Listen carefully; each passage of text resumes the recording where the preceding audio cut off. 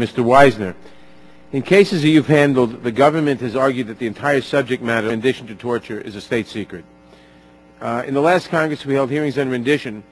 The government acknowledged that, quote, rendition is a valuable tool in the war on terror, unquote, and other governments have conducted extensive examination of particular cases.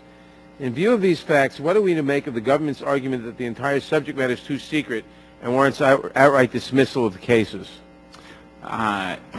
I think, Chairman, that it is evidence that the government's approach to secrecy in these matters is somewhat more opportunistic and malleable than it may seem. On the very day that I was in court in San Jose, California, the Jepson case, responding to government lawyers' assertions that that case should be thrown out on subject matter grounds, former CIA Director Hayden was in Congress. CIA had waterboarded 3 individuals.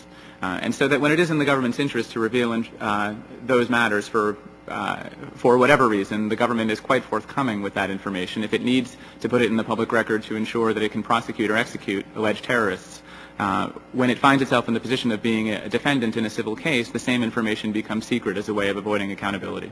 Thank you. Without objection, I'll grant myself 1 additional minute so you can answer 1 more question, Mr. Wizner. Why should the government be required to prove item by item that disclosure of particular information, particular piece of evidence would harm national security?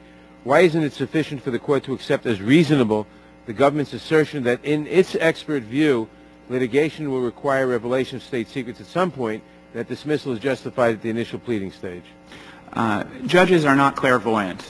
Judges are not in a position at the beginning of a litigation to determine what evidence will or will not be necessary for the parties to make or defend their claims before that evidence has even been presented by either side.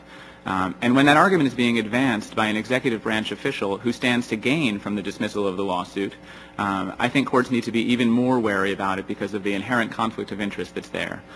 It is never a waste of judicial resources to allow parties to have their day in court and to try to make their case. And a court cannot know at the outset that a plaintiff will not be able to come up with alternative means of proving its case without recourse to state secrets.